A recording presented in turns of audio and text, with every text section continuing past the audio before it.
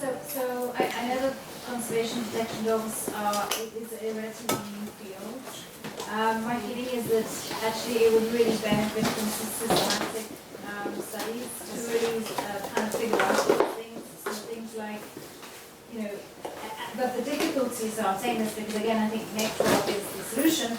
The difficulty is that you need a certain amount of dogs that are already trained to be able to do these things. So for example, the question of is a dog that has two target odors in the same context less efficient than one? Are there sort of certain environmental conditions that affect the search success? I mean, all of these are things that we can really set up in an experimental manner, and I think we would benefit enormously from more of these studies. So that was my first one. But for that, there needs to be a network because we need to have a good number of dogs. And the second is, and we talked about it with both of them, but I just thought maybe other people are interested. I think the certification issue is a really important one. So to really try and unify the certification, because me, if I'm going to give money to people that are going to go do this, I just want to have some kind of, and I don't know them personally, and I'm new to the field, I need to be able to sort of say, okay, I look on the website of the Naturschutzbund, I look at their exam, the exam looks, pretty tough, it's kind of good, and then I can sort of say, okay, well then I know that these people actually know what they're doing, and I think this needs to be devoted or even unified across fields. I totally agree. So, sorry, more comments than no, that's really it's a good comment. Yeah, it's a good comment, and I think those studies on a big basis need a lot of money. So that's like a big project. And for us, for example, in Austria, most of the teams they started volunteering. Like they said, I'm free, I can start. So they started really like all started because of their own motivation. And now it's getting into a system, so that's based a lot of experience first. And I was very skeptical in the beginning of this Naturschutzbund because it was open, like everybody who has a dog basically can do training and then learn and do the exam. I was very skeptical. Now I'm actually in their science advisory board, which is technically because I always say like I would not agree to this, like just to open it up. And now more and more that already have research education somehow are doing this. There's a big, huge difference. I can say that from experience, there's a huge difference if you have a biological knowledge person doing this stuff than not at all. So that's a huge, like, there's a big gap between that. I know that because I was open as well for both areas. I just want to add something. Yes. I think it's very important for on a global scale. So this method is coming up more and more. There are more projects, more people working on this.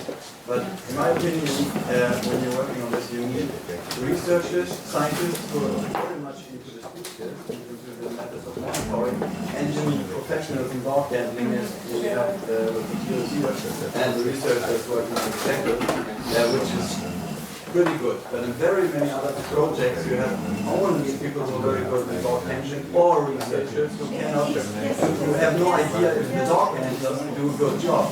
And that's why it's also dangerous that this subject is coming up more and more, because you could have bad results that will put a bad light on the method. So you have to think very clearly if you have a professional for science and for dog handling.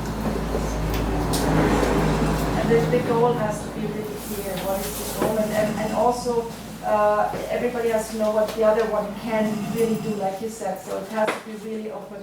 What can I do? How is my dog searching? How long did I work with him, and so on? I think that's actually also base of the certification. So it also says like how long. So this is kind of in it somehow. But yeah, the project is really important. Yeah.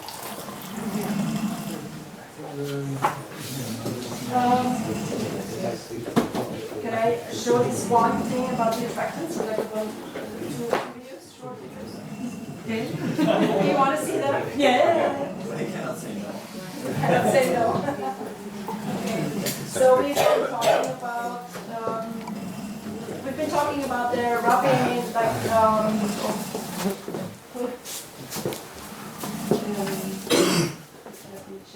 So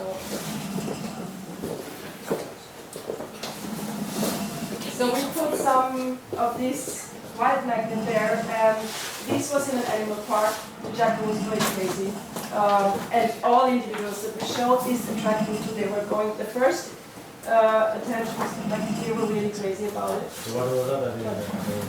What is in it? I don't know.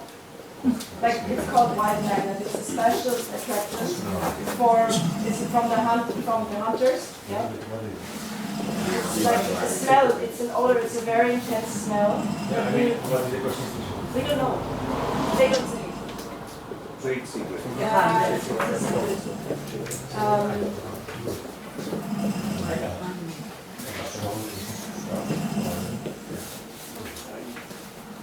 I'm showing you a second one. And then we did that. So in the animal parks, basically all the animals reacted like this in the animal park. They were all going crazy. And then we did that in the wild, actually putting up a camera trap. It's not far from an animal park, and one jackal was very interested in this area, so we knew they were coming there. It's already open. Okay, so you can see me doing, putting up this paste, making some promotion of this white magnet. And the same night, actually,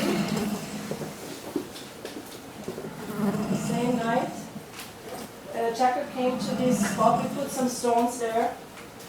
First, was very interested in licking and trying to eat, actually. And immediately robbing it. So that's why it reminded me. I found some of these videos. Did you use this for trapping as well? That's what we hope for, but in the traps did not work. But we were talking about it because of the hair traps. If it would work on hair traps, but then they need to rub. So that Why hunters use it? Explanation of his behavior. please. It's after behavior. Which explanation of his behavior in your opinion? In my opinion, it is because, I don't know, I had a dog. I cannot more explain that they really like it. But we have more dog people here. I think they should. Was food there? No. It was not food. It was the attraction. Only the smell, like the small, no food there. So, and that was. Sarah, what is your explanation? Why are they like? I mean, it's hard. So we were just trying to remember. We had a. No. Okay. So actually, this happens quite like this behavior happened often, but in the end, just one thing in the end. So it dropped, and then she went. It's a female, and then she went right on the spot and went away. And that she never came back, and that's it. That was the experience. Thank you very much.